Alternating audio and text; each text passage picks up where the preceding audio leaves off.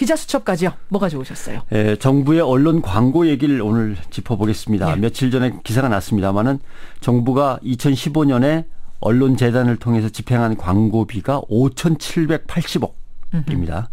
2000년 이후 15년 만에 최고 수준입니다. 예. 뭐 경제 규모가 커지면 정부 광고비도 늘어나겠죠.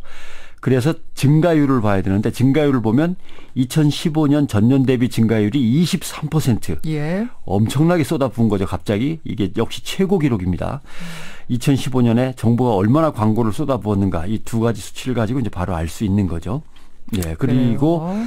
모든 정부의 광고는 언론진흥재단을 통해서 언론 광고는 하게 돼 있습니다. 그럼 언론진흥재단이라는 게 정부 광고의 어떤 공식 루트입니까? 그렇죠. 국무총리 훈령에 따라 공식 루트인데 물론 이거 외에 직거래 광고나 협찬 등으로 다른 방법으로 광고할 수도 있습니다. 예, 그리고 예. 언론사가 아닌 포털이나 뭐 페이스북 이런 데도 광고하는 광고비가 또 있겠죠. 그래서 대충 한 20% 정도는 언론진흥재단을 경유하지 않은 거여서 여기다 한 20% 플러스를 해야 될 겁니다. 그러면은 뭐 광고비가 상당하네요. 그렇죠. 결국은 뭐 6천억을 훨씬 넘는 거죠. 예. 뜯어보면 신문에 낸 정부 광고만 보면 50%가 5개 신문사에 집중되어 있습니다. 이 5개 맞춰보실랍니까? 50%가 5개 예. 집중. 지금 언론사가 몇 개인데 예. 제가 한번 그러면 대충 뭐 조선일보 있겠고 예. 조중동 다 있겠죠. 그렇습니다. 경제신문이 2개가 있는데 이것도 맞추실랍니까? 뭐 쉽죠 뭐 이거는. 한국경제. 또 하나만 더 하면 매일경제 그렇습니다. 예. 그러니까 결국 맞아요? 조중동 매일 한국경제. 네. 이 정치적 성향으로 보면 완전히 보수적이고 친정부적인 성격의 뭐 방송사를 갖고 있는 신문사에 완전히 이제 집중이 된 거죠. 그러네요. 근데 묘한 거는 종편 채널만 따로 이렇게 보면요. 예. MBN이 96억, TV조선 87억 4천만 원, 채널A가 70억 4천만 원, JTBC가 54억. 갑자기 뚝 떨어지죠, 여기서. 또 같은 종편인데도 차이가 있네요. 예. 근데 신뢰도 조사나 인기에서는 JTBC가 제일 높지 않나요? 뭐 조사 결과 그렇게 나온 것들이 많은데, 예. 그러니까 결국 정부 정책의 비판 보도를 상대적으로 많이 하는 언론에 대해서는 상대적으로 광고가 덜 간다. 예, 광고를 갖다 빼버린다. 이렇게 의심을 지울 수가 없다. 자료를 보면 그런 예. 의심을 지울 수가 없다. 예를 들면 이런 것도 있어요. 정부가 가장 심혈을 기울인 광고가 공무원 연금 관련해서 더 이상 미룰 수 없습니다. 2억 4천만 원이 종편으로 갔는데 광고비가 예. JTBC는 한 푼도 건지지 못했다. 이런 경우도 보도가 된 게 있습니다. 예. 그러니까 결국 정부가 광고 예산을 언론사 길들이기에 사용하는 거 아니냐.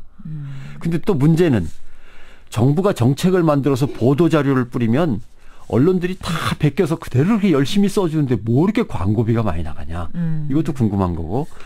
그다음에 국민의 혈세로 정부가 광고를 하는데 예. 국민이 반대하는 정책을 국민한테 강요하니라고 돈이 집행된다. 이것도 좀 우스꽝스러운 거 아니냐. 이제 이런 문제가 있는 거죠.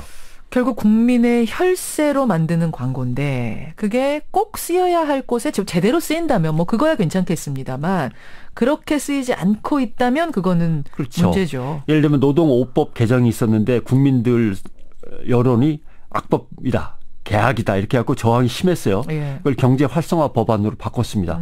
그것 가지고도 이름만 바꾸면 뭐하냐. 저항이 계속 유지가 되니까 그 국회에서도 안 해주니까 뭐라고 했냐면은 민생구하기 입법 촉구 천만 국민 서명운동이라는 광고를 시작을 했던 겁니다. 예. 네, 그래서 거기에도 돈이 이제 왕창 들어간 게 있고 그다음에 유관순 열사가 역사 교과서에 없습니다. 그래서 국정교과서로 바꿔야 됩니다라고 엄청난 광고를 방송과 페이스북 등 SNS, 네이버 등의 온라인에 쏟아 부었는데 이게 완전히 허위 왜곡 광고인 게 드러났죠. 그렇죠. 유관순 열사는 옛날 박정희 대통령 국정교과서 시절에는 없었지만 예. 요새 검정교과서에는 오히려 늘어나고 있는 중인데 전혀 없다고 발뺌을 했고 교육부가 없는 걸 알고도 도장을 다 찍어서 교과서를 만들어 놓고 자기네가 잘못 안 하고 교과서를 만드는 책에서 뺀 것처럼 완전히 왜곡 광고한 게 나중에 드러났습니다만 그런데 그 광고를 우리 혈세로 만들었다고 그렇죠. 하니까. 22억이나 들어갔습니다. 그러니까요. 교과서 관련 정부의 예비비 갑작스럽게 쓰이게 되는 예비비 예산이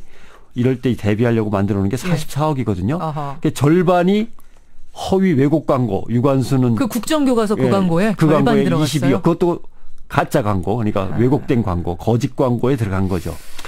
이렇게 되면 전년 대비 정부 광고비를 23%씩이나 팍팍 늘리면서 엉뚱한 데 계속 허비하고 있는 거 아니냐. 그 돈은 그럼 어디서 마련하는 거예요? 요게 이제 뭐 딱 떨어지게 나오는 거 없습니다만은 담배세를 보면요. 예.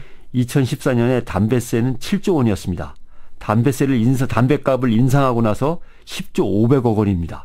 올해는 13조로 늘어납니다. 그런 데서 나오는 거군요. 예. 그러니까 결국 국민이 반대하는 정책을 줄줄이 내놓고 이걸 국민이 저항하고 싫어한다고 방송과 신문에 설득하느라고 억지 광고를 내는데 그 돈은 국민이 화가 나서 담배 뻑뻑 피우는 세금으로 충당을 하고 있다. 이렇게 이제 볼 수 있는 것이죠. 예, 뭐 추정하자면 그렇습니다. 그런 그 셈은 얘기입니다. 아닌가. 우리가 좀 왜냐하면 광고비가 갑자기 23% 늘리려면 어디선가 돈을 벌어야 되는 건데 그건 담배값 인상으로 버는 거죠, 결국. 예, 참 많은 분들이 지금 문자를 보내주고 계시는데 청취자 김대중님은 어제 법원에서요 국정교과서 편찬인이 누군지를 공개 안 해도 된다고 판결이 났다. 이 뉴스 알고 계십니까? 하면서 저희한테 물어보셨어요. 그러면서 이분은 지금이 일제강점기도 아닌데 그 국민들은 누군지 좀 알려달라고 하는데 그거를 공개할 필요가 없다고 하는 걸 어떻게 이해해야 하느냐 이런 문자 주셨는데요. 네, 정부 그때 국정교과서 관련 광고의 제목이 난 당신을 모릅니다입니다. 예. 기자 수첩. 뭐 모르는 게 국민이 할 일인가 보죠. 편사옥대 기자 수고하셨습니다. 고맙습니다.